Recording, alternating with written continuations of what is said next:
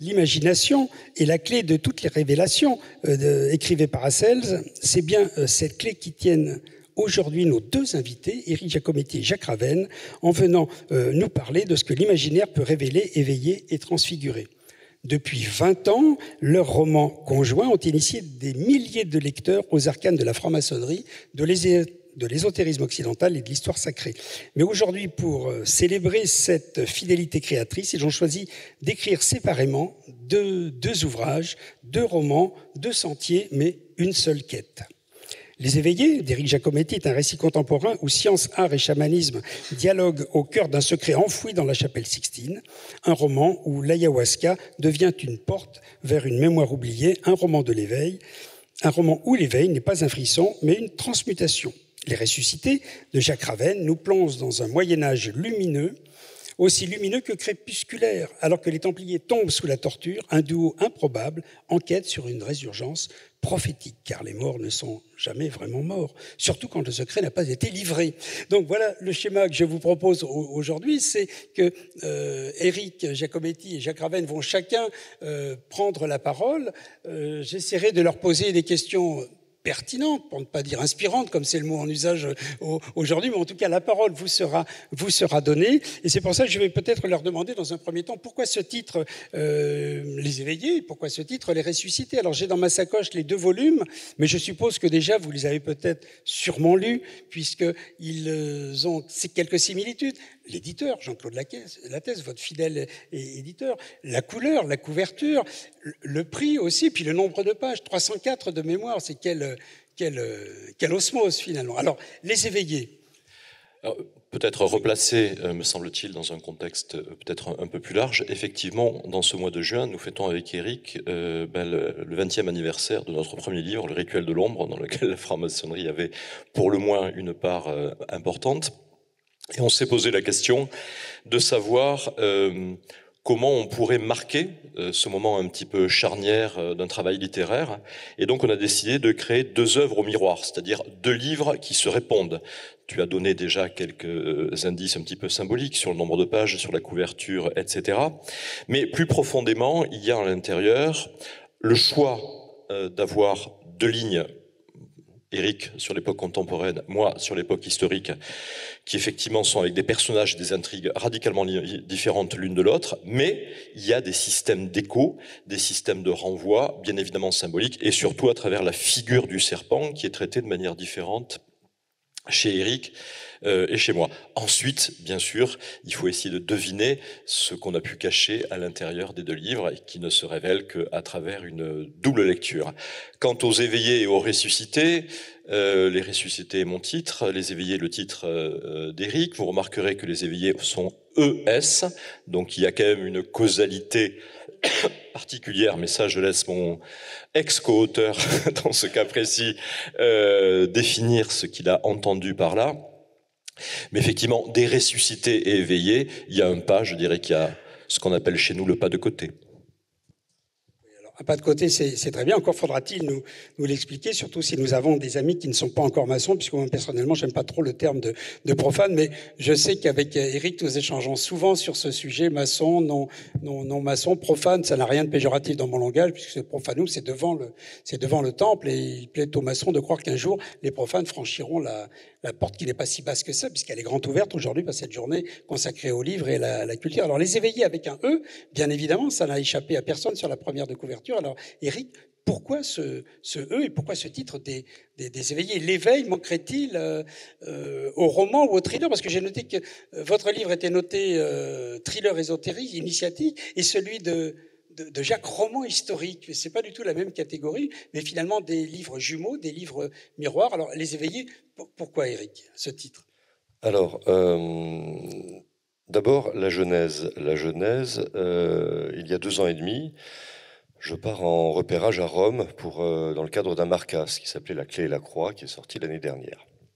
Et les repérages, ça vous permet à la fois d'aller dans des endroits que vous avez déjà repérés à l'avance pour voir si ça colle, et ensuite c'est pour vous inspirer, pour essayer d'avoir d'autres idées, de trouver des éléments. Et je vais visiter la chapelle Sixtine, Et là, je connaissais la chapelle Sixtine, j'avais dû y aller déjà 3-4 fois pour des raisons à la fois, on va dire, spirituelles, puisque je suis catholique, mais aussi parce que c'est un des plus beaux musées du monde. Bon. Et la chapelle Sixtine a une particularité, le plus beau se trouve sur la voûte, vous connaissez ça, vous l'avez chez vous, elle est étoilée.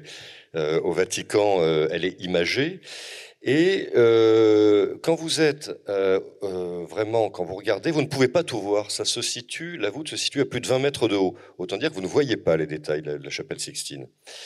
Et j'étais à côté, et tout d'un coup, à côté de moi, un guide privé était là et commençait à parler et parle d'une femme mystérieuse dans une des fresques de Michel-Ange. Alors, je tends l'oreille, c'était en espagnol, mais je parle espagnol. Et donc, il sort un petit dépliant, parce qu'on n'a pas le droit de prendre de photos à la chapelle Sixtine, on ne peut pas filmer, c'est interdit. Et là, je ne sais pas si vous voyez cette fresque célébrissime de la création d'Adam, avec Dieu qui tend son doigt, ce Dieu barbu qui tend son doigt vers Adam. Et Adam, vous savez, les deux doigts ne se rejoignent pas. Vous avez un espace qui est magnifique, en fait, cet espace, qu'il faut savoir, qui est basé sur le nombre d'or. Voilà. Bon, moi, comme tout le monde, je regarde le doigt. Et là, il sort vous savez, cet aphorisme, l'imbécile regarde le doigt, le sage regarde la lune. Alors, je suis vraiment intrigué. Et le regard se déplace vers Dieu. Et regardez bien, si vous aurez l'occasion, que vous achetez le livre ou pas, peu importe, regardez bien cette fresque. Dieu est enveloppé, avec des angelots, est enveloppé dans une nuée, dans un manteau. Bon. Et là, il dit deux choses, ce guide dit. Un, ce n'est pas un manteau, c'est la coupe anatomique d'un cerveau humain. Pourquoi ? Parce que Michel-Ange a pratiqué l'anatomie pendant 18 ans. Il était expert anatomie, il a disséqué des cadavres, d'où la finesse de ses sculptures, de ses corps humains. Et parfois, il mettait des coupes anatomiques dans certaines de ses œuvres, ce que l'on sait peu, ce que le public sait peu. Et là, première chose, je me dis, d'un point de vue symbolique, pourquoi Michel-Ange met-il Dieu à l'intérieur d'un cerveau humain ? Ce n'est absolument pas dans la Genèse. Nulle part il était question que Dieu soit inscrit déjà dans un cerveau qui préexiste, qui est un être humain. Anachronisme total. Mais attention, anachronisme qui a été fait à l'époque de Michel-Ange. Il a été fait au cœur nucléaire de l'Église catholique. C'est le Vatican, c'est la Sixtine, c'est là où sont élus les papes. Bon. Et vous imaginez, sa fresque a été commandée par le pape Jules II, qu'on appelait le pape de fer qui menait ses armées, qui n'hésitait pas à trucider ses opposants. Bref, première anomalie. Alors je me dis, tiens, pour un Marcas, ça peut être intéressant, et ça peut être intéressant sur un plan symbolique. Qu'a voulu dire Michel-Ange ?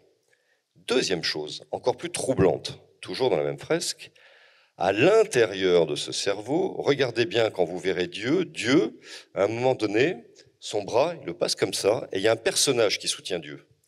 Ce personnage est une femme. Il n'y a quasiment pas d'ambiguïté, c'est vraiment une femme. Bon, j'entends ça, et après le guide passe à autre chose. Bon.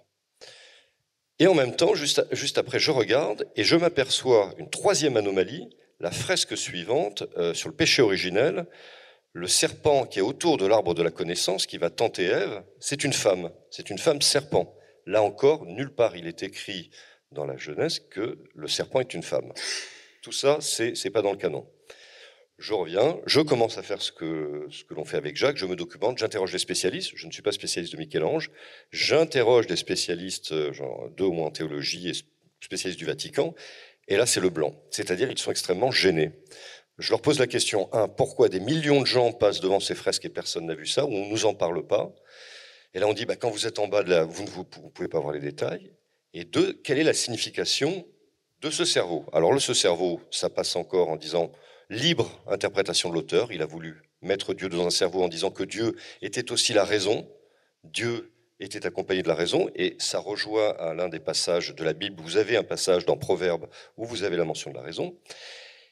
En revanche, la femme, alors là, la seule explication, mais qui est assez bancale, ce serait Sophia, la sagesse. Mais nulle part il est écrit, à part dans un passage, mais extrêmement court, cette mention de Sophia. Donc, si on procède par élimination, cette femme, c'est ni Ève, puisqu'elle apparaît ensuite, elle sort de la côte d'Adam. Ça ne peut pas être la Vierge Marie, parce qu'à l'époque, Jésus n'existait pas, et ça ne peut pas être Marie-Madeleine, parce que Jésus n'existait pas. À partir de là, voilà comment est né le roman. J'en parle à Jacques, et là, on a un problème, c'est que moi, plus je cherche, plus je vois que Michel-Ange, il n'y avait aucun rapport avec la franc-maçonnerie, et pour cause. Alors certes, certains chez vous font des filiations avec les Templiers, les Égyptiens et tout, mais bon, moi, quand j'ai une formation opérationnelle, je me dis, ça tient pas la route. Donc là, on se retrouve face à quelque chose. J'ai dit, écoute, Jacques, si on le met dans un marcasse, ça va pas coller avec quelque chose de maçonnique. Je suis un peu mal à l'aise. Et voilà. Et c'est ensuite ce personnage de femme serpent qui va revenir avec des choses plus païennes et tout, qui va tourner. Et donc, quand on en a parlé avec Jacques, on s'est dit, écoute, et si on écrivait 2 bouquins, parce que Jacques voulait partir sur les Templiers, il voulait aller sur quelque chose de très différent. Et là aussi, ça pouvait pas coller avec un marcasse. Donc voilà. Il y a une véritable raison. Pourquoi je te pose la question initiatique? Parce que initiatique, ça veut dire qu'à travers ce livre, comme vous le verrez, derrière cette femme, il y a un enseignement qui est lié à une autre confrérie, une société qui n'était à la fois secrète et discrète, qui existait à Florence sous la Renaissance, qui est à la base de l'explosion artistique et culturelle de la Renaissance, on va dire néoplatonicienne, pour celles et ceux qui connaissent un peu. Et derrière ça, il y a un autre secret, encore plus fort, encore plus incroyable. Et à partir de là, c'est parti. Et pourquoi initiatique? Parce qu'entre le moment où j'ai écrit ce livre et la fin du livre, ça m'a transformé. C'est-à-dire que strate par strate, et ce que vous connaissez, vous, les maçons, les sœurs et les frères, vous êtes dans ce qu'on appelle, nous les prophètes, le work in progress. Vous ne pouvez pas vous satisfaire de connaissances intentées, c'est terminé. Vous n'êtes pas dans le dogme en disant une fois pour toutes, j'ai la lumière et c'est terminé.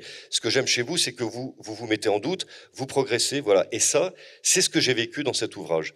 Et à partir de là, je me suis dit, depuis le temps que j'écris des marcasses, avec un héros maçonnique, pour la première fois, j'ai eu l'impression d'écrire quelque chose d'initiatique à mon niveau. C'est-à-dire, je n'ai pas de prétention de gourou, c'est juste une expérience intime que j'ai fait transparaître à travers une dernière révélation, mais là, je ne vais pas spolier. Je ne peux pas dire j'ai dit, je vais passer la parole à Jacques. Non, on va commencer avec Jacques sur les ressuscités. Avril 1309 à Paris, un Paris médiéval, un Paris qu'on a connu encore mieux avec les descriptions savoureuses que tu as faites finalement du Châtelet, de Notre-Dame. Non, mais ce qui est assez fascinant dans ce que dit Éric, c'est que ça caractérise tout à fait la méthode de travail qui est la nôtre pour la création des Antoine Marcasse. Éric est un grand voyageur. Il aime se déplacer, il a ce que j'appellerais la philosophie du lieu. C'est-à-dire que quand il va arriver quelque part, pays étranger ou lieu aussi prestigieux que la Sixtine, il va tout de suite chercher non pas le secret, mais ce qui peut amener le secret, c'est-à-dire en fait la présence de l'énigme, un petit peu l'intangible. C'est vraiment quelque chose qu'il fait depuis toujours, depuis pratiquement que je le connais, ça fait quand même 40 ans que je le connais. Moi, en revanche, je suis quelqu'un qui est beaucoup plus attiré, je dirais, par le papier, l'archive, le texte, le livre, le manuscrit, ce que tu as dit sur ma carrière d'antan en est la preuve. Et donc, ça fait des années que je voulais travailler sur le monde du début du XIVe siècle à Paris, autour de Philippe le Bel. Alors, la raison initiale, je pense qu'on la connaît presque tous, c'est que j'ai été biberonné comme d'autres rois maudits de Maurice Druon, qui ont fait des dégâts gigantesques dans ma génération, et qui fait qu'on a compris l'histoire de France le jour où on a vu et lu les rois maudits. Et j'avais toujours eu l'ambition d'apporter ma pierre à cet édifice, d'autant que Maurice Druon ne se cachait pas que c'était un édifice en collaboration, qu'il y avait beaucoup de gens qui étaient rentrés dans l'écriture de ce livre, et je voulais moi aussi travailler là-dessus. Et donc, ce que je fais d'habitude, c'est que quand on décide avec Éric, par exemple, de se positionner sur une partie historique particulière, eh ben, je vais fouiller un petit peu sur les archives. Sur l'époque médiévale, on a une chance et une malchance. La chance, c'est qu'en fait, il y a peu d'archives. Pourquoi c'est une chance? Parce que quand vous devez écrire un livre, si vous êtes sous un amoncellement d'archives, vous n'avez jamais le temps de regarder ça de très près, et donc vous passez à côté d'un certain nombre d'éléments. La malchance, c'est que les textes ne sont pas toujours faciles à trouver. Ils ne sont pas dans un état matériel qui permet parfois de les lire. Vous allez par exemple à la bibliothèque de Bordeaux, qui conserve beaucoup de manuscrits du XIVe siècle, dont de cette époque. Effectivement, ils sont répertoriés, mais malencontreusement au XIVe siècle, ils ont été pliés en 4. Et ben, le conservateur vous l'apporte, mais refuse bien évidemment de le déplier. Alors vous battez avec un petit quart par-ci, un petit quart par-là, ce n'est pas très facile. Et puis ensuite, il y a la barrière de la langue et la barrière de la transcription et de la traduction. Barrière de la langue, parce que très curieusement, si vous prenez un manuscrit de la région bordelaise, il va être en occitan. Si vous avez de la chance, en latin médiéval, mais si par malheur c'est un manuscrit de la région des Flandres, il va être dans une langue d'oïl ancienne française. Donc il faut avoir aussi des compétences, transcrire et autres. Donc quand il y a peu de documents, finalement le chercheur est assez heureux, parce qu'il se dit quand même que au moins il va moins souffrir. Et alors c'est aussi l'époque où on voit apparaître ce qu'on appelle des chroniques. Ça existait déjà un petit peu dans le milieu monastique, les chroniques de Saint-Denis, etc. Et puis c'est l'époque où, dans le monde profane, dans le monde civil, on commence à écrire des chroniques royales de ce qui se passe, on décrit. Il y a tout à coup un intérêt des gens pour la vie d'autrui. Bon, c'est pas le Paris Match, n'exagérons rien, mais enfin on n'est pas très loin. Et dans une des chroniques de l'époque de Philippe le Bel, alors bien sûr les chroniqueurs se sont amusés avec tout ce qui s'est passé autour de Temple, croyez-moi qu'ils avaient de quoi raconter. Il y a une petite histoire qui sort, elle fait 6 lignes, et qui moi m'a totalement fasciné. On a là, vous savez, ce que j'appelle le noyau irradiant. À un moment, vous tombez sur ça, et vous dites ça, je vais en faire quelque chose. Finalement, j'en ai fait un bouquin de 300 pages. Et c'est une histoire toute simple, mais absolument incroyable, surtout si vous la replacez dans le contexte actuel. C'est-à-dire, imaginez ce que je vous racontais, puis dites-vous, tiens, ça arrive maintenant. Eh bien, à Paris, dans cette année-là, 1307, 1309, apparaît un ressuscité, mais un vrai. C'est-à-dire, c'est quelqu'un qui est déclaré mort à la bataille de Courtrai, plusieurs années avant, tout le monde l'a vu mourir, et il réapparaît. Sauf que c'est le neveu de la reine. Donc à partir de là, ça cause un certain nombre de soucis et on se dit, c'est pas possible, ça va être un vulgaire imposteur et autres. Pas du tout. Les frères du roi le reconnaissent, on le remet dans ses titres, on le remet dans sa fortune, on lui représente même sa femme. Alors la chronique ne dit pas s'il a été heureuse de revoir le monsieur X années après. Il peut y avoir un petit doute léger sur la question. Et personne ne se pose la question. En principe, théologiquement, il y a un seul ressuscité, c'est le Christ, et il y a lui. Et ça passe comme une lettre à la poste.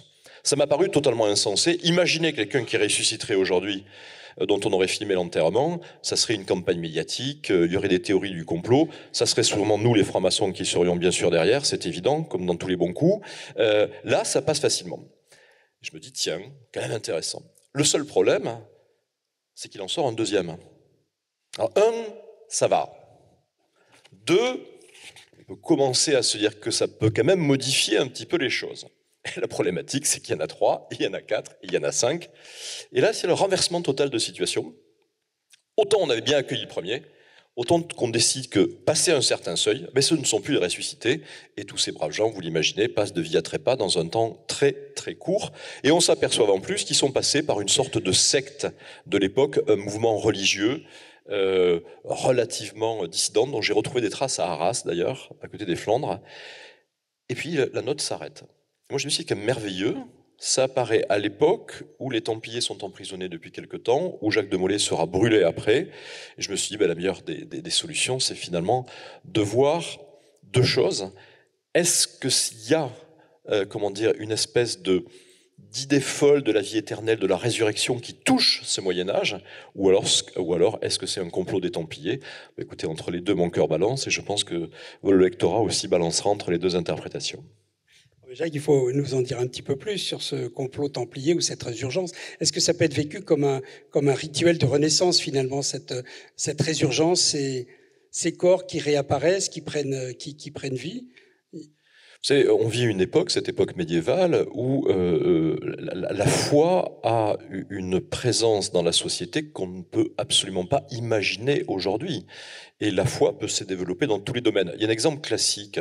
Un des premiers textes de la littérature française, c'est l'histoire d'un paysan qui veut nettoyer sa serpe au-dessus d'un puits. Il fait un geste malheureux, la serpe tombe au fond du puits. En 2025, vous appelez les pompiers ou vous achetez une corde. À l'époque, le paysan ne se pose pas ce genre de problème. Il se met à genoux, il prie Dieu et demande que la serpe remonte. On est dans ce monde-là. Donc, effectivement, il y a eu à l'époque médiévale des recherches sur la vie éternelle, sur la pierre philosophale, sur le pouvoir des simples, sur le pouvoir des plantes. Je disais il y a encore peu, un empereur chinois qui, à la même époque, avait envoyé dans tout le monde connu des émissaires pour trouver la potion de la vie éternelle. On vient de retrouver à côté du Tibet une stèle. Il est mort et personne n'a rien trouvé. Mais on vit dans ce monde de la croyance et de la foi. Et bien évidemment, Vous pouvez imaginer qu'un ordre comme celui des Templiers, qui a une existence pluriséculaire déjà à l'époque, qui s'intéresse à beaucoup de choses, peut avoir apporté sa part à cet édifice qui est toujours en construction, comme nous le sommes nous. Jacques, Éric, revenons à l'héroïne des éveillés et de son parcours. Comment l'as-tu fait vivre? Alors pour ça, c'est très simple, c'est une femme ordinaire qui a des problèmes que tout le monde a dans son travail, dans son boulot, et à un moment donné, elle va être happée dans une aventure qui va la transformer. Elle va être happée parce qu'elle entend un sifflement, comme un sifflement de serpent, elle va avoir des insomnies, il va se passer quelque chose qui va la transformer.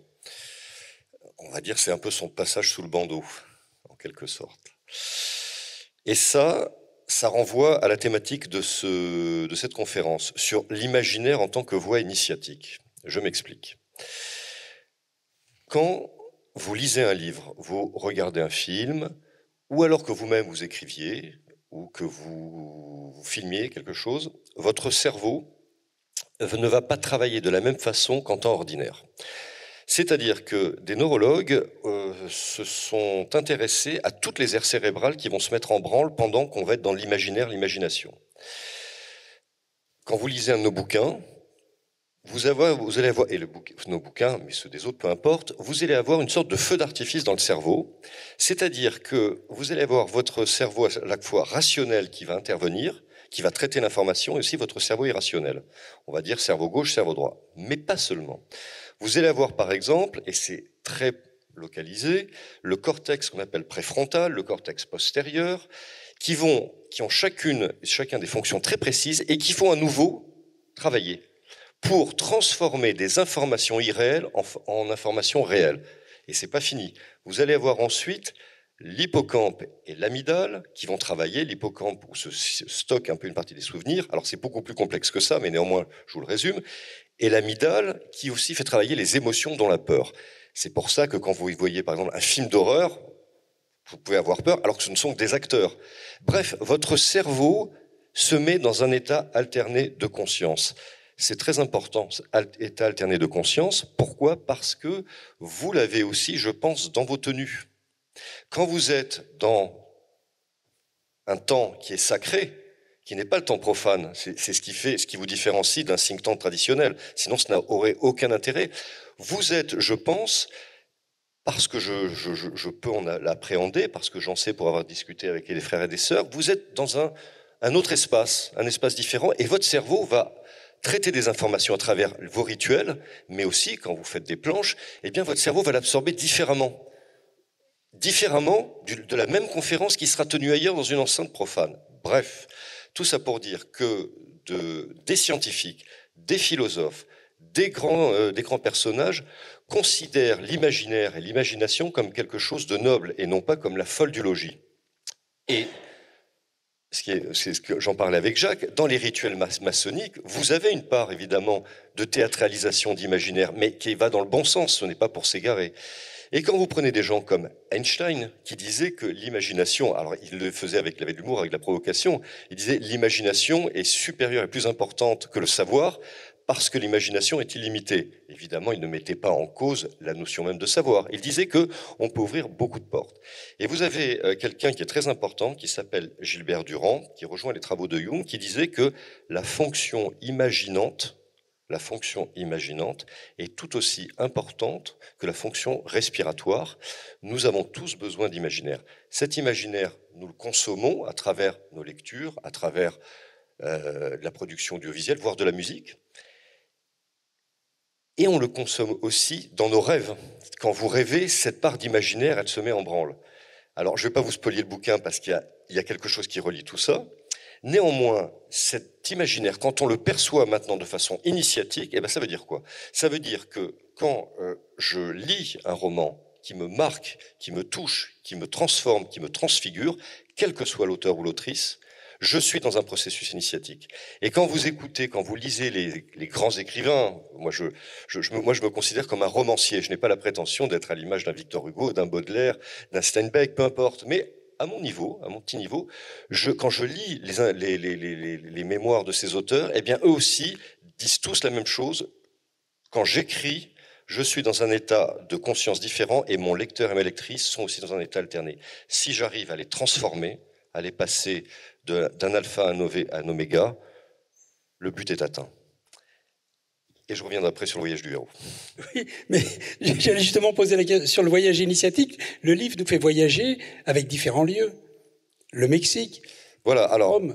quand vous êtes romancier, vous savez que vous devez aller transporter votre lecteur. Alors, ça peut être au Mexique, ça peut être à l'autre bout du monde, ça peut être dans une chambre, vous avez d'excellents polars qui se situent uniquement dans un appartement. Peu importe le tout, c'est que vous, en tant que lectrice et lecteur, vous soyez dans un ailleurs qui ne soit pas le vôtre. Tout d'un coup, vous êtes dans une autre vie, et cette autre vie, est-ce qu'elle va vous apporter quelque chose? Est-ce qu'elle va résonner avec vos problèmes? Est-ce qu'elle va résonner avec vos aspirations? D'où le fait que vous pouvez lire des livres, ça vous passez un bon moment, et puis après vous passez à autre chose, ou alors il y a des œuvres qui vous marquent plus. Et la transition se fait sur ce voyage. Tu parlais de voyage, eh bien il y a quelque chose de fantastique, d'extraordinaire, qui s'appelle le voyage du héros. Le voyage du héros, ça a été découvert par un mythologue, ethnologue, qui s'appelait Joseph Campbell, dans les années 40-50, aux États-Unis. Il est allé sur plusieurs continents, il s'est intéressé à tous les mythes universels. Ça va même là où il n'est pas allé, la Papouasie, l'Afrique du Sud, l'Amérique du Sud, on va dire la Scandinavie, les rituels européens. Il s'aperçoit qu'il y a une sorte de monomythe qui émerge où on a des séquences qui sont communes à toutes ces civilisations. Il y a quelque chose d'universel. Bon, vous pourrez me dire, ok, c'est sympathique, des travaux d'universitaires, il y en a plein. L'effet sur la population, ça n'a pas trop changé. Et non. Parce que dans les années 70, un petit réalisateur de troisième zone, californien, qui s'appelle George Lucas, avait écrit son scénario qui s'appelait La guerre des étoiles, et il était mécontent, il trouvait ça mauvais, et il était découragé. Un jour, on lui met en main le monomythe, le voyage, ça s'appelle Le héros aux 1000 visages de Campbell. Et là, il le dit lui-même, Lucas, c'est la révélation. Il retransforme toute la guerre des étoiles en suivant le voyage du héros, qui obéit vous pourrez le regarder sur Internet, c'est un cercle, et vous passez par des épreuves qui sont des épreuves initiatiques. Il y a l'appel de l'aventure, le refus, la barrière, le mentor, mourir pour mieux renaître. Quand je dis ça, je vous apprends rien. Bref, ce qu'il a appliqué, George Lucas va le dire, le répéter. Si la guerre des étoiles est devenue une œuvre universelle, et pas seulement américaine, c'est parce que je me suis inspiré de ces mythes universels sur le voyage du héros. Qu'a fait Hollywood? Eh ben, ils l'ont réutilisé. Énormément d'œuvres. Le Seigneur des Anneaux, Titanic, Avatar, je vous en passe des meilleurs. À un moment donné, vous avez le monomythe, vous repérez ces figures fondamentales. Et c'est ça qui est fondamental, c'est-à-dire qu'on rejoint ce que je vous disais tout à l'heure, l'imaginaire résonne avec vous, et vous pouvez vous-même vivre ce voyage du héros, ou de l'héroïne, c'est pas genré, à travers ces personnages. Et ça, voilà pourquoi je pense que l'imaginaire devrait maintenant être étudié sur un pan beaucoup plus symbolique. C'est-à-dire par des gens, et par des maçons peut-être. Je sais que l'un de vos, je ne sais plus le nom de cet auteur qui est maçon, a fait un petit bouquin là-dessus qui est très intéressant, mais ça ouvre des portes extraordinaires. Parce que je pense que l'initiation maçonnique, l'enseignement maçonnique, ce que vous vivez, je pense que si vous regardez un peu ce qui se passe au niveau du voyage du héros, vous allez trouver des choses. C'est-à-dire que vous-même, ce que vous connaissez en tant que maçon, peut-être que ça rentre aussi en résonance avec d'autres choses. Je n'ai pas la prétention de dire que c'est la vérité, je dis que c'est une hypothèse. Alors, sur l'imaginaire, il y avait Georges Bertin qui est passé malheureusement à l'Orient éternel, je crois en 2019, qui a beaucoup écrit sur l'imaginaire, qui intervenait régulièrement aux imaginales ésotériques et maçonniques d'Épinal. Et alors c'est peut-être un scoop que je vais donner, mais ce centre de l'imaginaire est réveillé par un de nos frères, et Cécile Brion-Portet, brillante universitaire, en est la présidente, et a priori l'année prochaine reprendront les travaux de ce centre de l'imaginaire à Épinal, en rappelant aussi qu'en forêt de Pimpon, de Brocéliande, il y a aussi un centre de l'imaginaire, mais de l'imaginaire arthurien. Donc cette idée n'est pas morte et nous construit au regard de ce que tu viens de dire. Quand nous lisons les livres, c'est vrai que nous nous les approprions et nous vivons et nous nous, non pas télétransportons, mais on vit un autre voyage. Et moi, je dis souvent, beaucoup de gens veulent faire le tour du monde et n'ont pas fait le tour d'eux-mêmes. Nous, la franc-maçonnerie, ça nous permet de se remettre à l'ordre et en ordre et de faire le point sur nous-mêmes déjà et de douter pour mieux avancer. C'est exactement ça. Jacques. D'abord, ça me fait plaisir que tu cites Georges Bertin, qui était dans mon chapitre au Grand Orient. Donc, on a eu le temps, bien évidemment, avant son décès, d'échanger sur la question de l'imaginaire. Et Éric a parlé de toute la valeur de l'imaginaire dans le développement humain et combien la symbolique est le vecteur de l'imaginaire. Il faut quand même penser que quand on est écrivain et lecteur, l'imagination créatrice fonctionne des deux côtés. Il n'y a pas simplement l'écrivain qui, dans sa chambre obscure, va faire émerger un roman pour certains, une œuvre pour d'autres. Il y a le fait que quand vous lisez, vous coopérez à la création du monde qui se trouve à l'intérieur du livre. Quand vous êtes au cinéma ou quand vous êtes devant une série, vous êtes passif, vous êtes réceptif. L'image s'impose à vous, d'où la starisation qui en découle d'ailleurs. Quand vous lisez, ça n'a strictement rien à voir. Quand vous lisez, vous revivez la scène avec vos propres émotions et votre propre expérience et sensibilité.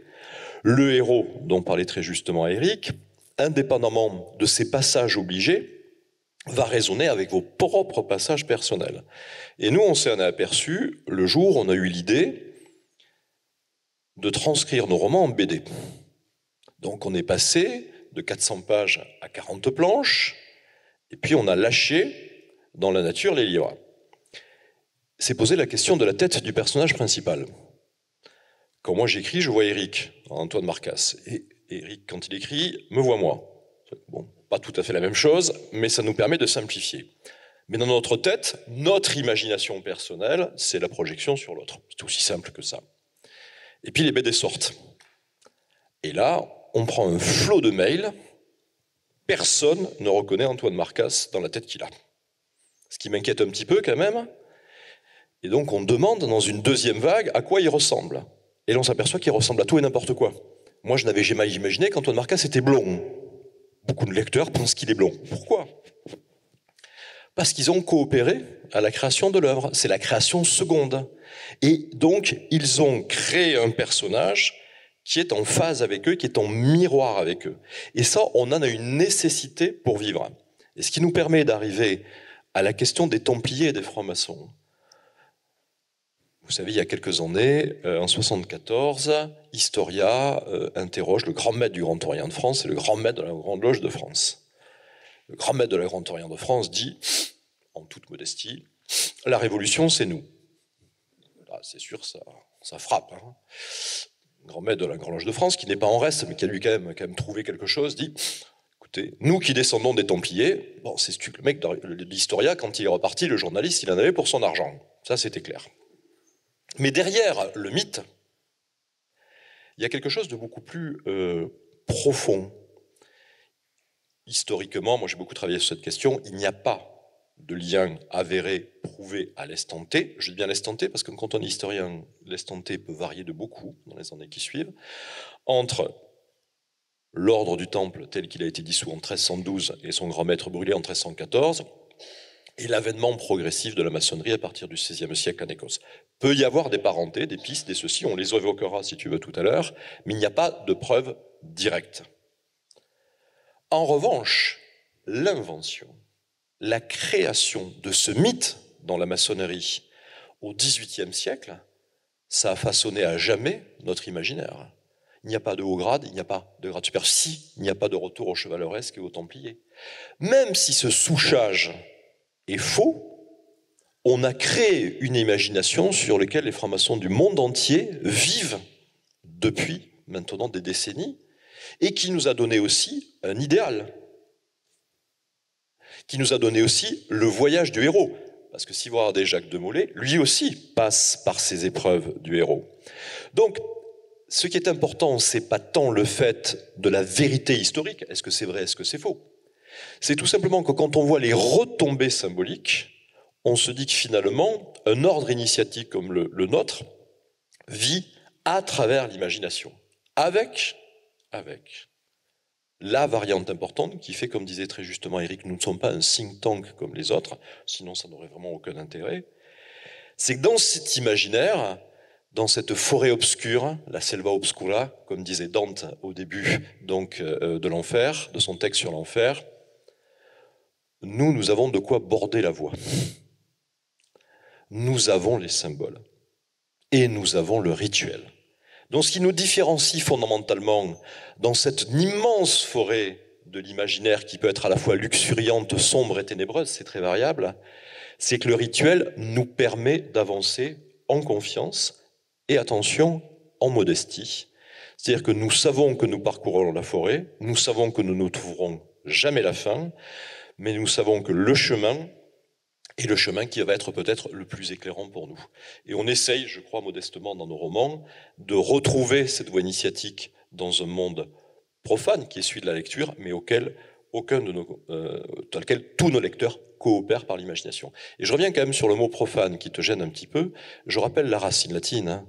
Profane, c'est profanum. C'est celui qui est à l'entrée du temple. C'était pas péjoratif au démarrage. Alors, mon cher Jacques, tu as évoqué l'héritage templier, la légende templière que les maçons ont captée dans le milieu du XVIIIe siècle. Peut-être nous faudrait-il parler du discours du chevalier de Ramsay, qui a lancé cet esprit chevaleresque, qui a vu après lui la naissance de nombreux hauts grades. Moi, je voudrais dire, en parlant de Demolay, de Demolay, il y a deux monuments, enfin, c'est un bien grand mot, à visiter. Enfin, elle ne peut pas être visitée parce qu'elle est privée. C'est la chapelle où Jacques Demolay a prêté son serment quand il est rentré dans l'ordre des Templiers. Je crois qu'il doit être rue Saint-Jacques à Beaune.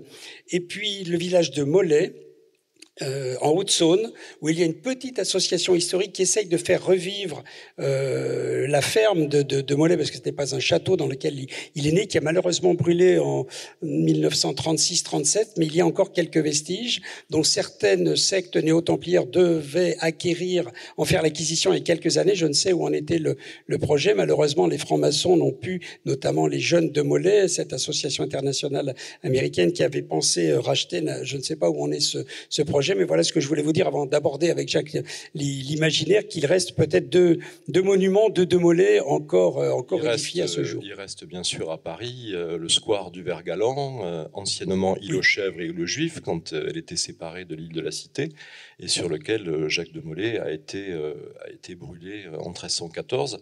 Et, chose qui va vous amuser, on n'est pas sûr de la date. Voilà. On a 8 jours de trous, où on ne sait pas si c'est telle date ou telle date, ce qui est quand même assez curieux parce qu'on a tout à fait la date de l'arrestation, c'était le 13 octobre, c'était hier, 13 octobre 1307, et on n'a pas la date exacte pour Jacques Demolay. Il y a deux plaques, la plaque historique de la ville de Paris sous forme de triangle, je crois on a un 13 mars, et la plaque qui est apposée là où soi-disant il a été brûlé, qui est celle du 18 mars. Donc c'est une raison pour nous peut-être de fêter deux anniversaires, de tristes anniversaires. Alors, frère aimant beaucoup les agapes, effectivement, c'est une raison pour effectivement le fêter 2 fois.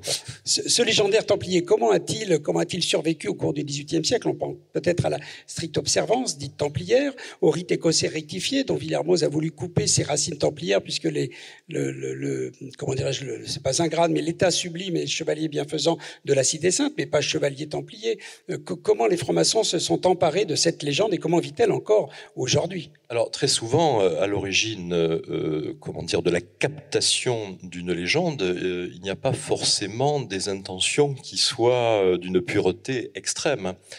Quand le chevalier de Ramsay, qui est un franc-maçon, développe la légende comme quoi les francs-maçons viendraient des chevaliers d'Orient, il ne dit pas précisément d'ailleurs les chevaliers du Temple, mais des chevaliers qui auraient été en Orient, il va lancer toute la tradition chevaleresque qui va énerver la franc-maçonnerie jusqu'à nos jours.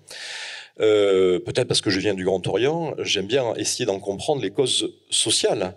Pourquoi tout à coup on se met à vouloir à être dans le souchage et l'héritage de Templiers qui ont disparu au XIVe siècle. Je pense qu'il faut aller regarder sur des questions sociologiques propres de la franc-maçonnerie française de l'époque. La franc-maçonnerie qui se développe, elle se développe déjà grandement à l'époque du discours de Ramsay, est une franc-maçonnerie égalitaire. Le mot frère n'est pas un vain mot dans la pratique de la loge. Et quand vous vous retrouvez dans les loges où vous allez avoir des nobles et des artisans ou des bourgeois, et que les trois, pendant la tenue, portent l'épée, il y a quelques notions d'ego qui commencent quand même à causer problème. Il ne faut pas se leurrer. Le chevalier de Ramsay, ainsi que ses amis, ont quand même fini par trouver que l'explication des francs-maçons sortant des types illettrés qui taillaient de la pierre pour faire des cathédrales, les anonymes du Poinçon et du Maillet, ça faisait un peu prolo. Voilà. Mais c'est bien de le dire parce que c'est pas souvent parce que c'est quand même le c'est soubassement sociologique de la chose. Et bien évidemment, quand on vous dit ton ancêtre, ses bébères au maillet, était même pas foutu de dire 3 mots, donc il mettait un triangle pour qu'on le paye à la fin du journée sur la pierre et c'est gravé, je te dis pas, comme tu moi tu le pousses. Ah ouais. Mais en revanche, tu viens des chevaliers mystérieux du temple qui ont découvert le secret du temple Salomon. Ah ouais, voilà. Faut être honnête. La base, c'est ça. Oui. Et la vérité, non, il faut toujours démythifier pour remythifier. Toujours. Et on remythifie encore mieux quand on démythifie à la base. Non, mais... Évidemment, ça a eu un succès absolument exceptionnel. Donc très rapidement, se sont montés des degrés supérieurs basés effectivement sur des pseudo-initiations templières. C'est même bâti, donc tu l'as dit, la stricte observance templière. Alors c'est merveilleux, la stricte observance templière. C'est les francs-maçons qui ont dit, nous on assume. On est les templiers. On est les descendants des templiers. La preuve historique ne les a pas beaucoup touchés. Et d'ailleurs, je rappelle qu'il y a eu un convent en 1785 qui a fini par dire non, là on arrête, c'est pas vrai. Bon. Mais entre-temps, la stricte observance templière y est allée à fond, avec, ce qui est merveilleux, le fait que c'était des Allemands. Ce sont des gens sérieux. C'est Volkswagen, et puis quelques petits camps de vacances et de détente entre 40 et 44 que l'on connaît tous. Et ils ont fait de la stricte observance un objet absolument magnifique, au point tel qu'avec les cotisations, ils ont racheté des commanderies templières et ils les ont carrément mises à bas pour trouver le trésor. Si aujourd'hui vous avez beaucoup de commanderies templières en ruine dans la zone germanique Est, c'est parce que la stricte observance templière est très fraternelle, les a foutus en l'air. Ils sont même jusqu'à tenter de monter une république maçonnique templière en Russie. Avec l'accord, c'est la première tentative d'invasion de la Russie par les Allemands, hein, voilà, avec l'accord à l'époque de l'impératrice Catherine. Bon, en 1785, convent de Lisbonne, on décide de une fois pour toutes. C'est d'ailleurs le fondateur du rite écossais rectifié Villermoz qui met un terme à ce jour-là, que c'est purement imaginaire. Mais c'est vous dire combien ça a emporté fondamentalement l'imagination. Et dans les créations qui ont eu lieu ensuite des grands rites sur lesquels nous vivons, et je pense là au rite écossais ancien accepté, dont je sais combien sa saveur est particulière en ces lieux, il reste bien évidemment que l'on retrouve, dans certains degrés, des marquages évidents de cette tradition. Et j'irais même jusqu'à dire une chose qui va vous surprendre, dans ce rite écossais ancien accepté, qui a 33 degrés, le 30e, pour certains, a quand même des échos un peu particuliers avec les gens de Templières, à un point tel que le Grand Orient l'a interdit pendant 40 ans. C'est-à-dire que quand les rois sont revenus sur le trône, on a jugé bon au Géo que le côté un petit peu anti-royaliste et anti-papiste que représentait ce grade de Templier, on l'a arrêté pendant une 40aine d'années, on a attendu que les rois dégagent, et hop, on l'a évidemment remonté. C'est dire aussi, je termine, que ces mythes-là charrient du symbole, de la tradition, de la légende, mais aussi un message politique, parce que selon que vous soyez dans telle ou telle obédience, la manière dont on va comprendre le martyr templier va être très différente. Pour certains, le martyr templier rentre dans la logique du chemin du héros, comme disait Éric, et donc c'est un appel à se dépasser soi-même. Dans d'autres obédiences et d'autres rites maçonniques, c'est un quasi-appel à l'investissement du champ public de la politique, voire de la révolution. Vous voyez donc que l'imaginaire peut avoir parfois des conséquences très étranges et parfois très diverses. Éric. Alors, ce qui est bien dans notre duo, c'est que parfois nous ne sommes pas d'accord. D'où peut-être la saveur de nos livres. Ça va vous paraître curieux, mais moi en tant que profane, je ne partagerai pas tout à fait, à 100%, l'analyse de Jacques. Pourquoi ? Parce qu'en fait, on reste sur les Templiers, hein, pardon. En gros, on a ce qu'on appelle un missing time entre 1314 les Templiers sont anéantis en France, je dis bien en France. 1717, pour la première fois, la franc-maçonnerie s'extériorise à Londres. Pour des historiens, qu'est-ce qui se passe entre, qui voudraient dire, voilà, on va s'intéresser, est-ce qu'il y a une filiation, on va dire, avec des preuves, entre eux, il y a 4 siècles qui les séparent. Effectivement, il n'y a aucune preuve tangible pour les historiens, mais attention, c'est que les historiens véritables, ça n'a pas été un sujet de passion. Pourquoi ? Parce que l'histoire, vous avez des spécialistes des Templiers qui ont travaillé énormément sur les Templiers, mais ensuite, après la franc-maçonnerie, ça ne les intéresse pas. Vous avez des spécialistes de la franc-maçonnerie qui ont essayé de trouver des traces, mais ils ne sont pas forcément de véritables historiens. Ils n'ont pas les moyens pour aller enquêter, pour aller dans différents pays. Et je pense que je laisserai une porte ouverte quand même, sans remettre en cause ce que tu dis. Néanmoins, moi je vous ai dit, je voyage, je suis allé au Portugal. Au Portugal, il y a eu une descendance prouvée templière qui s'est transfigurée. En gros, les chevaliers templiers ont participé à la création de l'État du royaume du Portugal. Les rois de l'époque ont été extrêmement reconnaissants et leurs descendants ont payé leurs dettes. C'est-à-dire quand Philippe le Bel et Clément V ont décapité l'ordre du Temple, les Portugais, le roi du Portugal a dit pas question, on ne touche pas un cheveu des Templiers. Nous sommes un royaume chrétien, on va juste transformer le nom. On va les appeler l'ordre du Christ. Mais ça va plus loin. C'est que l'ordre du Christ avait gardé toute sa possession, sa puissance, et l'ordre du Christ, c'est à garder cette croix templière. C'est eux qui sont à la base d'une partie des expéditions quand même au Nouveau Monde. C'est eux qui avaient la haute main sur les constructions navales. C'est eux qui ont la haute main sur une partie des finances du royaume du Portugal. Bref, ces Templiers qui n'avaient plus le nom de Templiers ont exercé un pouvoir considérable au Portugal pendant des siècles, jusqu'à un point que vous pouvez vérifier. Chez eux, vous avez l'ordre du Christ, c'est la décoration la plus prestigieuse au Portugal, l'équivalent de notre Légion d'honneur. C'est la descendance, c'est l'ordre du Christ et c'est les Templiers. Donc là, la filiation, vous l'y avez sans problème. Donc, à un moment donné, qui est-ce qui a pu se passer avec ces Templiers du Portugal ? Est-ce qu'il y a eu des accointances avec des Templiers français qui sont partis, qui ont trouvé refuge ? Et ça, on le sait. En Espagne, ça a été un peu pareil. En Écosse, on a quand même quelques traces. Bref, c'est vraiment, je pense, une terra incognita. Et je ne pense pas qu'il faille... Peut-être que le chevalier de Ramsay a voulu faire ça d'un point de vue politique pour anoblir la franc-maçonnerie. Néanmoins, moi, je suis toujours en quête, à un moment donné, peut-être d'une découverte, ou peut-être que des gens un peu qui vont s'y intéresser sérieux vont nous trouver ce qu'on appelle, vous savez, en préhistoire, le chaînon manquant. Le chaînon manquant entre Templiers et francs-maçons. Et pour ça, il faut garder l'esprit ouvert et peut-être aller sortir de nos frontières. Parce que, effectivement, en France, ça a été une horreur. Les Templiers ont tout perdu. Mais moi, par exemple, j'ai vécu à Majorque pendant 5 ans. Ça a été des places fortes templières. Et les Templiers sont restés après l'anéantissement de l'ordre du Temple et ont gardé un certain pouvoir. Donc, là-dessus, pourquoi, si on part d'une hypothèse, souvent les historiens partent d'hypothèses, pourquoi à un moment donné, l'ordre du Temple n'aurait pas pu se perpétuer sous un autre nom ? Et à un moment donné, on aurait une connexion avec peut-être l'embryon de ce qui aurait pu être un début de maçonnerie. Je n'en sais rien. Je ne suis pas historien. Là, je vais répondre. Là, je vais répondre, bien évidemment, parce qu'en fait, ce que dit Éric démontre ce que je prétends, tout simplement.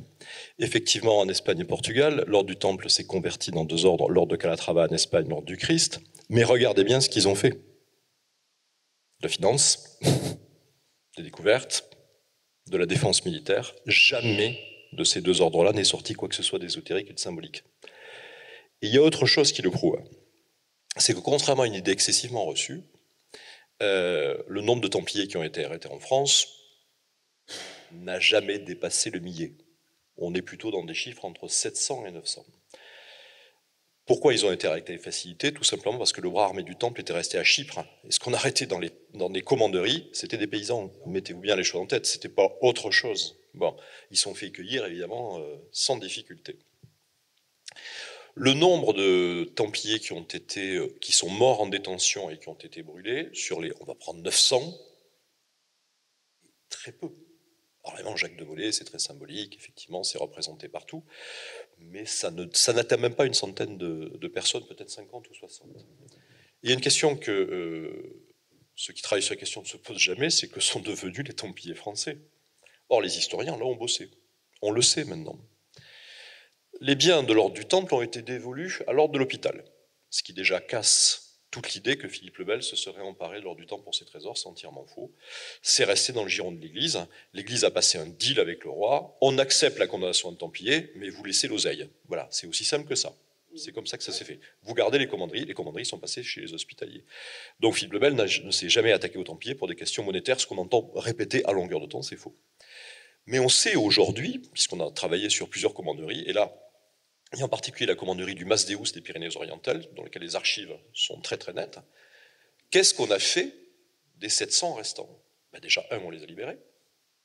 Bon, il y en avait qui étaient un peu handicapés. La question était dure. Il faut reconnaître qu'effectivement, les techniques d'interrogatoire de l'époque n'étaient pas forcément très respectueuses des droits de l'homme et de la Convention de Genève. Bon, ce qui est vrai que la fameuse histoire qu'on raconte sur les Templiers, où les Templiers mendiaient avec une cassette qu'on leur avait donnée, où il y avait les ossements de leurs jambes, parce qu'il y a eu un petit incident pendant l'interrogatoire, est exact, ça c'est vrai. Mais que sont devenus les autres? Ils sont devenus ce qu'on appelle des retraités. C'est la première création de la sécurité sociale de l'époque. Vous allez au Masdéou, tous ceux qui sont arrêtés, ils sont revenus dans la commanderie des hospitaliers, et les hospitaliers leur ont versé une rente. Et ils ont vécu. Moi, je suis tombé sur des Templiers qui, en 1360, touchaient encore la rente du Masdéou. Donc, il y en a eu des centaines. Est-ce qu'ils ont reconstitué un ordre? Jamais. Est-ce qu'ils ont reconstitué un ordre initiatique? Jamais. Est-ce qu'ils se sont intéressés à la symbolique? Jamais. Alors, pour quand même donner du grain à moudre à Éric, il faut le replacer dans l'ordre contexte. Ceux qu'on a arrêtés en France, c'est un petit peu comme si vous arrêtez des gens qui, en fait, étaient rentrés au temple pour des questions presque alimentaires, vous voyez, pour échapper à la misère, pas plus ni moins, et qui travaillaient finalement les commanderies, pas plus. En revanche, bien entendu, il y a eu quand même un certain nombre de Templiers qui avaient un niveau culturel, un niveau intellectuel autre. Alors, ce qui aujourd'hui est intéressant, c'est les découvertes archéologiques. Et on a en particulier un site en Israël qui s'appelle le site d'Atlit, qui est d'ailleurs une base militaire à l'heure actuelle israélienne. Atlit est le nom actuel de château pèlerin, qui est un des plus immenses et grands châteaux de l'ordre du Temple en Terre Sainte, aujourd'hui Israël. Or, ce qui est fascinant, c'est que le cimetière templier est resté intact, recouvert, mais intact. En revanche, le château est très ruiné. Plusieurs équipes, 3 équipes anglaises, françaises et israéliennes, ont fouillé ce cimetière et ont mis à jour les dalles très classiques que l'on a à l'époque médiévale, à peu près une soixantaine, ce qui est remarquable. Et bien sûr, on y a retrouvé la dalle templière par excellence, qu'on connaît partout en Europe, qui consiste à quelque chose de très sobre et qui est représenté par une épée verticale, classique, qu'on voit partout. La particularité d'Atlit, c'est que sur la soixantaine que nous avons, un peu moins d'une dizaine sont accompagnés de l'équerre, du compas et du marteau. Et c'est là où ça devient intéressant. Pourquoi? Parce qu'il ne faut pas se leurrer. Les Templiers, quand ils ont fortifié la Terre Sainte, ils ne l'ont pas fait avec leurs petites mains. Voilà. Ils l'ont fait, évidemment, avec des francs maçons opératifs. Et donc, certains, quand ils ont été enterrés, se sont fait enterrer sous les 2 symboliques. L'épée d'un côté, l'équerre et le compas de l'autre. Et c'est là, alors voilà, que je laisse la porte ouverte à Éric, comme il le disait très justement. C'est que rien n'empêche effectivement de penser que lors de l'arrestation donc de 1307, on sait très bien, on a même les noms de ceux qu'on n'a pas arrêtés, on les connaît par leur nom, on les a jamais retrouvés. Oui, ils ont peut-être pu tout simplement gagner les loges maçonniques opératives, puisque les liens sont désormais prouvés et sont des liens étroits. De là à dire que la franc-maçonnerie opérative qui apparaît au XVIe siècle en Écosse, où on retrouve aussi des tombes d'inspiration templière au XVe siècle cette fois-ci, vous voyez, le delta se réduit de plus en plus, Mais matériellement, il n'y a strictement aucune preuve. Alors je rappellerai quand même pour la petite histoire que quand nous avons tourné, nous avons fait un documentaire à France 5, pour France 5, sur la mémoire volée des francs-maçons, les archives que les nazis, nos archives, dont une partie sont revenues ici d'ailleurs, on connaît bien dessous, et les archives du Géo, du droit humain, qui ont été volées en 40, récupérées par les Russes en 44, qui ont dit ah mais nous on n'a rien, et puis qu'en 2000 on s'est aperçu qu'ils avaient tout. Bon, ils ont fini par nous le rendre. Enfin, ça a coûté à l'État français un peu cher quand même, parce qu'ils ont d'abord vendu la photocopie qu'ils ont vendue, puis après ils ont revendu l'original. Le Russe sait faire de l'argent, c'est pas que les Américains. Bon, et quand on est allé tourner à Moscou, il restait donc dans les archives spéciales de l'Armée Rouge une dizaine, Eric, à peu près de caisses maçonniques c'est pas que les Russes n'avaient pas voulu nous les rendre, ils les avaient tout simplement oubliées. Il y avait un descriptif qui avait causé beaucoup de problèmes aux traductrices russes parce que tout ce qui était maillé, tablier, ne comprenaient pas très bien ce que ça venait faire là-dedans. Et donc c'était assez amusant. Et à un moment, on n'arrivait pas à comprendre ce qu'il y avait dans les caisses. Mais en revanche, les filles, parce que c'était des femmes qui avaient fait ça, avaient daté. Et donc quand vous commencez à avoir tel on va dire, paquet où il y a 1744, 1720, pour l'historien, ça sent très très bon. Vous dites, là, il y a des choses vraiment intéressantes. Et je vous jure que c'est vrai. On arrive sur un ensemble et on voit 1307. Et là, vraiment, on a cru pendant un bon petit moment qu'on avait trouvé cette fameuse filiation qu'on cherchait depuis des années. On se dit, excusez-moi, putain, c'est à Moscou qu'on va trouver dans une caisse la preuve du fameux chaînon manquant d'Éric. On a demandé à ce qu'on nous ouvre la caisse en question, ça a été fait. Et la désillusion, c'était un noble de 1789-90 qui, sentant le vent mauvais de la Révolution avancer, avait confié ses archives à la Loge maçonnique. Et les Russes, quand ils avaient ouvert, avaient dépioté tout ce qu'il y avait jusqu'à tomber sur un document familial de 1307 qui malheureusement n'était qu'un achat de terrain à l'époque. Mais on y a cru pendant un bon petit moment, ce qui laisse à penser quand même, et là je rejoins Eric, que notre imagination doit toujours fonctionner et nous dire que ce fameux chaînon manquant, un jour ou l'autre, peut-être on le trouvera. Merci Jacques-Éric. Changeons de continent, parlons du Mexique, puisque dans Les Éveillés, il est fait état d'une fameuse pyramide, d'un breuvage hallucinogène. Alors peut-être pourrais-tu nous dresser un petit peu le tableau de ces événements avec un dignitaire de l'Église vaticane. En fait, comme dans tout polar qui se respecte, vous devez avoir, pour commencer, une scène forte qui happe le lecteur, la lectrice. Donc là, c'est un cardinal qui assiste à un colloque interreligion, et à un moment donné, il reconnaît une femme, il la poursuit parce que ça remonte à un épisode de son passé, et il va commencer à avoir des hallucinations, et en fait, on lui a fait boire de l'ayahuasca, qui est un breuvage sacré péruvien, mais aussi une drogue hallucinogène, et là, il va monter sur l'une des pyramides. Il va se suicider et l'action démarre comme ça. Donc ça, c'est l'imaginaire pur. Après, sur l'ayahuasca qui joue un rôle fondamental, pourquoi ? Parce que, je vous ai dit, moi c'était parti avec la chapelle Sixtine. Il y a un deuxième musée, entre guillemets, qui a joué un rôle. C'était le musée des arts premiers du Quai Branly qui avait fait une exposition il y a 2-3 ans sur l'ayahuasca en tant que culte, rituel et objet culturel et religieux. Et c'était une exposition extraordinaire. Et à un moment donné, qu'on a cette exposition sur la toile d'un prêtre, on va dire, prêtre c'est entre guillemets, hein, c'est pas comme les prêtres chez nous, qui avait bu de l'ayahuasca, je vois une femme serpent. Et cette femme serpent, elle s'appelle là-bas la Pachamama, c'est la déesse, on va dire l'équivalent de la déesse mère, telle qu'on l'entend dans les rituels païens. Et en fait, elle ressemblait trait pour trait à celle qu'il y a sur la fresque de la chapelle Sixtine. Vous imaginez, on se trouve avec deux civilisations qui n'ont rien à voir. Michel-Ange, on est en pleine Renaissance, n'a jamais mis les pieds en Amérique du Sud. Et d'un autre côté, au Pérou, une tradition qui est millénaire sur la femme serpent qui apparaît dans les rêves de ces Indiens, avec une symbolique très particulière. C'est-à-dire que c'est pas seulement hallucinogène, c'est aussi très particulier. Il y a toute une fonction symbolique qui est très forte. Et bien là, ça permettait de relier les deux éléments. Et en parlant de relier, puisque le serpent apparaît dans les deux ouvrages, est-ce que vous pouvez chacun à votre tour nous en donner un petit peu plus, finalement ? Entre l'Ouroboros qui apparaît déjà sur la couverture des ressuscités, Alors, parmi les systèmes d'écho qu'on a mis en place dans ces livres, il y a bien sûr la figure du serpent. Alors, il y a celle d'Éric totalement essentielle, qui est la femme serpent. Là, je vous laisse découvrir à l'intérieur du livre l'interprétation qui en est donnée et qui se situe, et c'est ce qui est intéressant, ce qui prouve que le mythe est universel, dans des domaines religieux et des domaines historiques et des domaines temporels radicalement différents.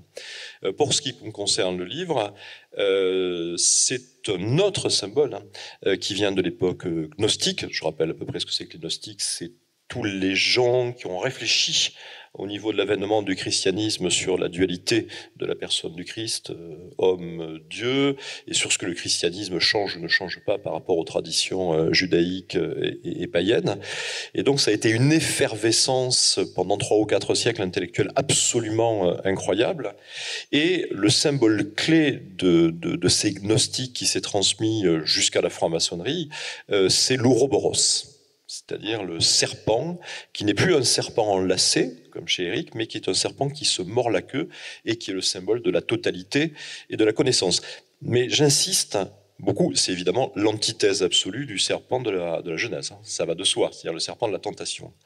Mais j'insiste quand même sur le fait que le serpent ouroboros qui se mord la queue a aussi une autre valeur pour nous, francs-maçons. Attention, ce n'est pas dans les symboles de la maçonnerie, mais les frères s'en servent quand même pas mal, j'ai remarqué, c'est que c'est une connaissance circulante.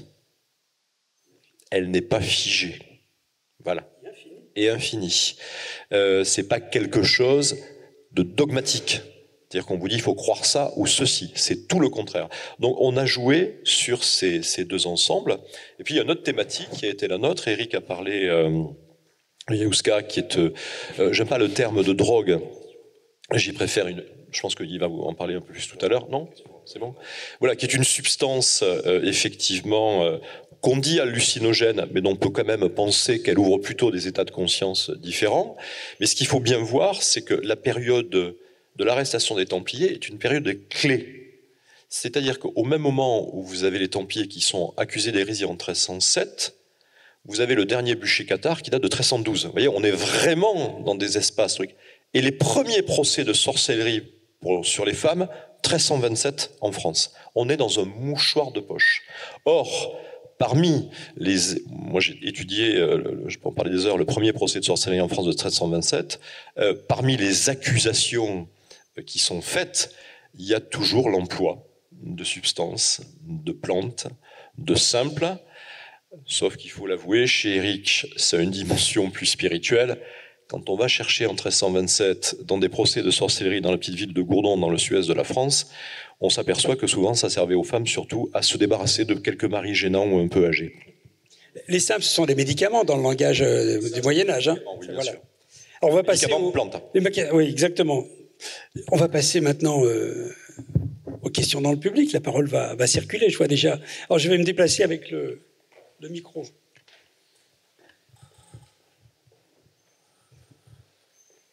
Merci d'oser la première question. Merci bien. C'est vrai que c'est compliqué de remercier souvent, mais merci pour toutes ces explications.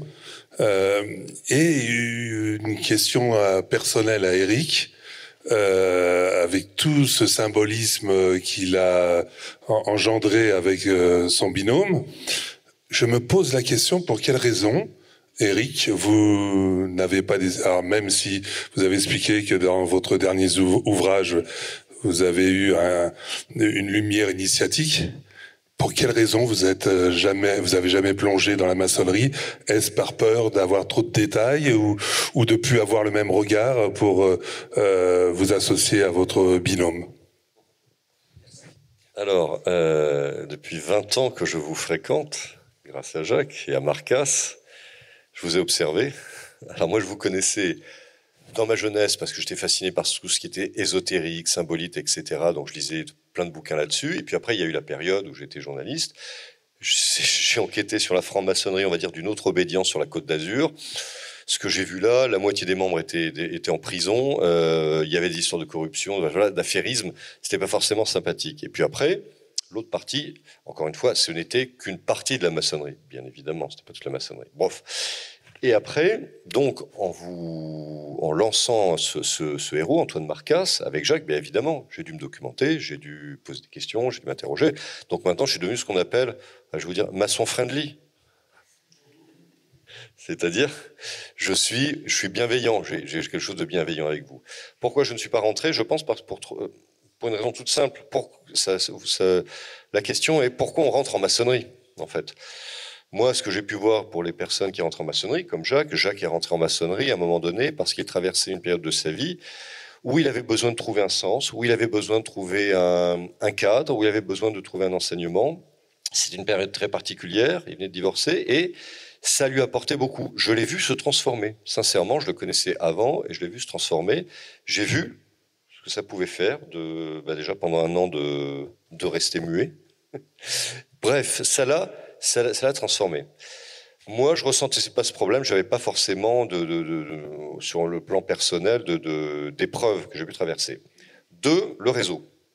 Le réseau, je connais énormément d'amis qui rentrent en maçonnerie pour se faire un réseau, fantasmé ou pas, peu importe. Il se trouve que j'étais journaliste, j'étais dans un milieu du journalisme où, quand même, j'en connais certains qui sont rentrés dans certaines obédiences et particulièrement dans certaines loges pour leur carnet d'adresse. Je voyais pas l'intérêt, moi j'avais déjà mon carnet d'adresse. Troisième point. Et là, ce point-là est peut-être le plus intéressant, c'est à partir du moment où la maçonnerie développe à la fois un savoir, mais aussi une expérience initiatique. Parce que vous pouvez lire tous les livres du monde, si vous ne passez pas par une expérience initiatique, ça ne sert pas à grand-chose. Bon. Les livres, je les avais lus. La symbolique, je la connaissais de façon profane. Je me suis dit, si je rentre là, effectivement, je vais passer le cap, le bandeau. Mais je sais que je vais perdre une chose, c'est l'émerveillement. Je vous explique, et Jacques pourra vous le confirmer. Moi, en tant que profane, quand j'arrive quelque part dans un temple et tout, ça m'émerveille. Ça m'émerveille. Pourquoi? Parce que je ne viens quasiment jamais.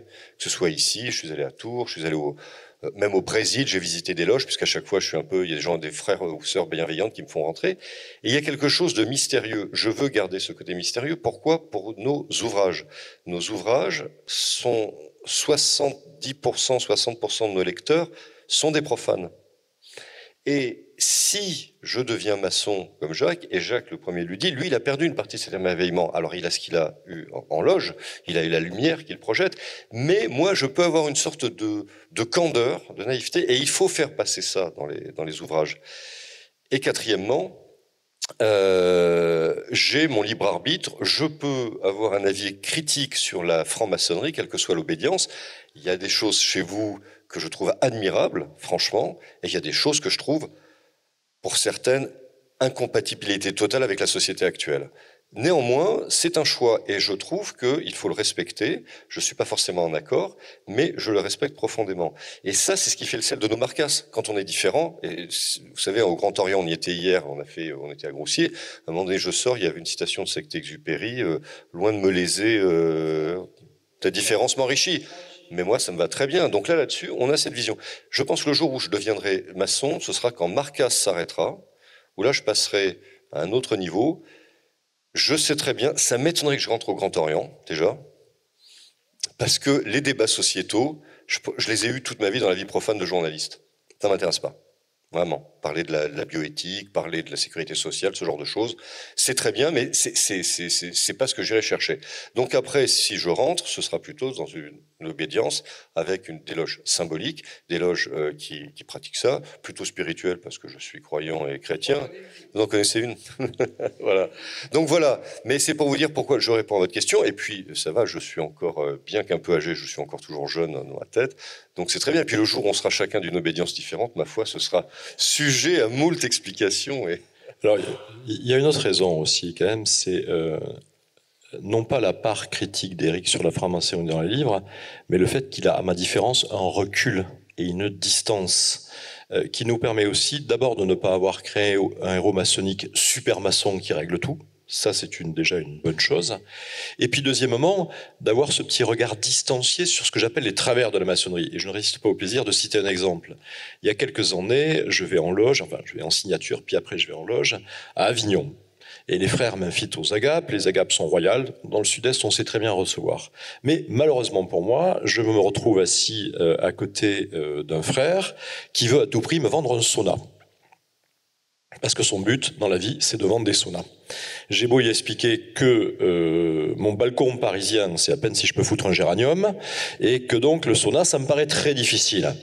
Et au fur et à mesure de la soirée, la dimension du sauna rétrécissait à la hauteur de mon balcon, mais le prix était toujours le même.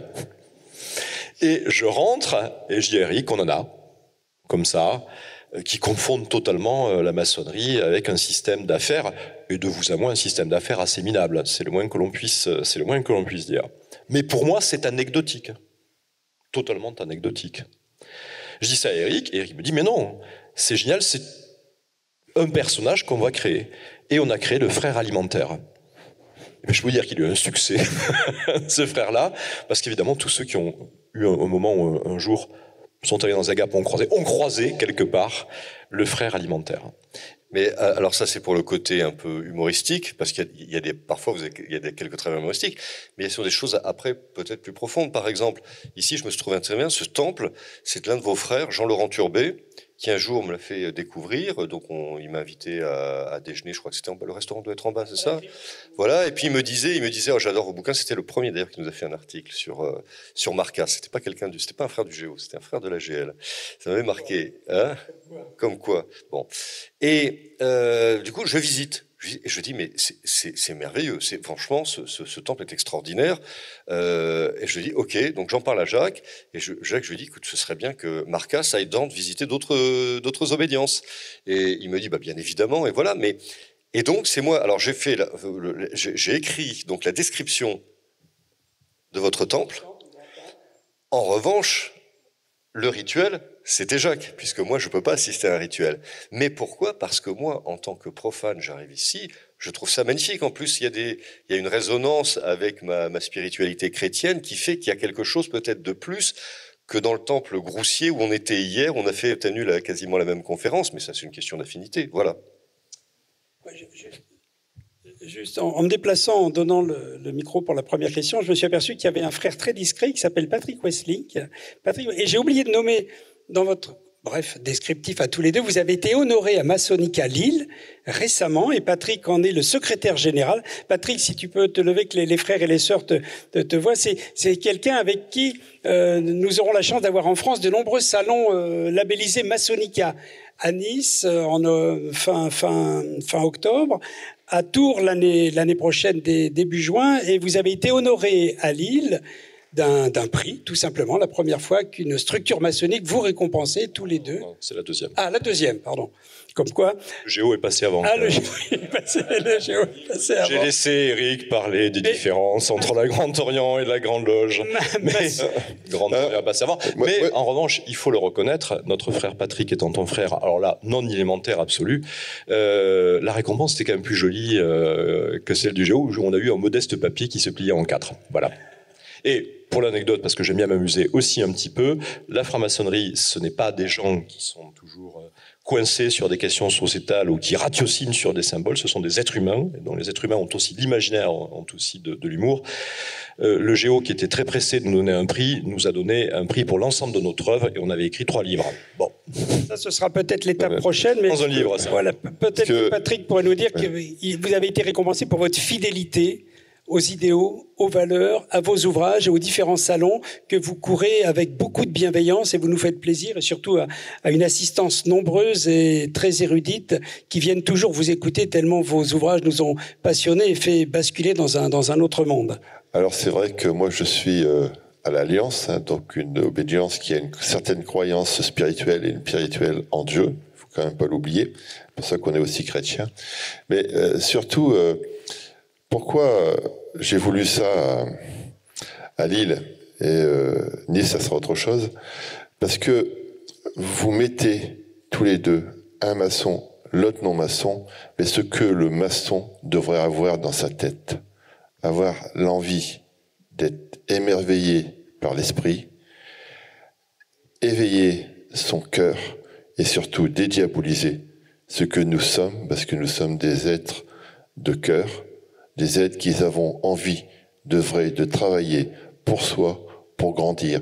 Et dans vos livres que j'ai lus et que j'ai beaucoup appréciés, que ce soit au départ le commissaire Marcasse, malheureusement le commissaire Marcasse a souvent des soucis avec ces dames, parce qu'il meurt. Alors je ne sais pas pourquoi, mais je sais un peu l'histoire pour avoir entendu une conférence à Bruxelles, mais aussi Tristan. Donc c'est toute une affiliation qui fait en sorte que c'est la tradition maçonnique. Tristan est avant, il a recherché dans l'histoire où il a vécu pendant les guerres, puis Antoine est arrivé avant, mais il est un descendant. Et c'est vrai que tout ça fait en sorte que, et continuer d'émerveiller, d'éveiller et d'apporter du plaisir et de l'imagination. Merci pour ça. Merci Patrick de ton témoignage. Y a-t-il d'autres questions avant que nous levions la séance ? Je vois que heureusement que nous avons Christophe Calam, qui est un philosophe, qui est là pour poser toujours des questions riches.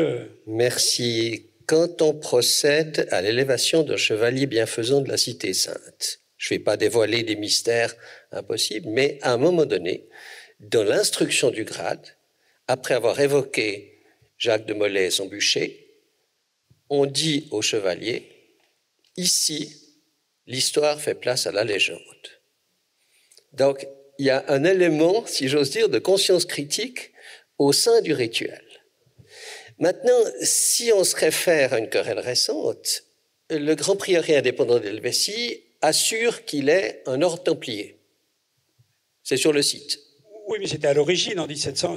Attendez, aujourd'hui, en 2025, vous pouvez ouvrir un site où on vous dit « Nous sommes les descendants des Templiers ». Vous en avez un autre au Grand Prieuré rectifié de France. Horreur, horreur, horreur. Nous ne sommes pas un ordre templier. Nous sommes, en fait, après le convent des Gaules, en 1778, nous avons renoncé à la filiation templière. Voilà. Alors, aujourd'hui encore, ça fait débat. C'est ça qui est intéressant. Ça fait débat. Et c'est pas un conflit inexpiable, mais ça fait partie de la tentative des Français pour se débarrasser de la tutelle des Suisses. Voilà. En un mot, c'est ça. Et ce qui est intéressant, c'est que les Suisses n'ont pas, en quelque sorte, n'ont pas suivi l'exemple de Villermoz. Alors, que s'est-il passé avec les strictes observances templières? En un mot, le baron von Hund, qui était un élève de Fénelon, comme Ramsay, ils ont été à la même matrice, si j'ose dire, intellectuelle et spirituelle, qui est celle de la mystique française, et a reçu la visite de quelqu'un qu'il a pris pour le prétendant roi d'Angleterre, le Young Pretendant, qui lui a dit « Reconstruisez l'ordre des Templiers, c'est ta mission dans la vie, c'est de faire ça. » Alors, il l'a fait, comme il a pu, d'abord avec des nobles, puis ensuite avec des moins nobles, parce qu'il faut bien, comme on dit, il y a une expression, elle me reviendra, c'est en fait une création qui avait effectivement entrepris la reconstruction des Templiers. Ce qui est intéressant, c'est que Villermoz a obtenu un compromis pour associer à la stricte observance templière les frères français, et ce compromis, c'est de dire, nous, on fera plus de magie, on fera plus intervenir des esprits dans les tenues, et vous ferez plus le Templier. Ça s'appelle le convent des Gaules. Et ce compromis, en fait, il a permis de faire vivre le rite écossais rectifié. Voilà, c'est juste quelques indications. Moi, je pense aussi que la tradition est devant nous et pas derrière nous, qu'il n'y a pas transmission, mais qu'il y a au contraire quête. Quête de la tradition, et que la tradition se dévoile progressivement. Je suis parfaitement d'accord avec cette vision-là. C'est pour ça que nous ne sommes pas des Templiers, mais que nous devenons des Templiers. Merci Christophe. Oui, le mot de la fin, voilà, je vais proposer à Éric et Jacques le mot de la fin. Ça va être Jacques, parce que moi je ne peux pas dire j'ai dit. Hein. Non, voilà, là-dessus, voilà, s'il y avait juste une chose à garder en tête après que vous lisiez nos livres ou pas, c'est votre choix, c'est que l'imagination, c'est une fonction imaginante. Il se passe des choses dans votre cerveau et faites attention à ce qui se passe parce que ça peut aussi faire partie de votre quête initiatique, quelle qu'elle soit. Je dirais qu'on a beaucoup parlé d'imaginaire, on a beaucoup parlé la fin de cette intervention m'a beaucoup plu, que la tradition est devant nous, que nous ne sommes pas, mais nous devenons. Moi, j'aimerais clôturer cette prise de parole par une phrase qu'on entend, je oserais dire, quel que soit le rite et quelle que soit l'obédience, les lumières que vous avez reçues dans le temple, vous les apporterez à l'extérieur. N'oublions jamais que, quel que soit l'imaginaire personnel, quelle que soit la symbolique qui nous sert de base de travail, quel que soit le devenir initiatique qui est le nôtre, ces lumières ne sont pas faites pour rester uniquement dans le temple. Elles sont faites pour sortir à l'extérieur. Et dans la situation peut-être délicate que nous connaissons tous depuis plusieurs années en Occident, je pense que ces lumières vivent, nous en avons encore plus besoin aujourd'hui qu'avant. Et moi je dis, j'ai dit. Merci.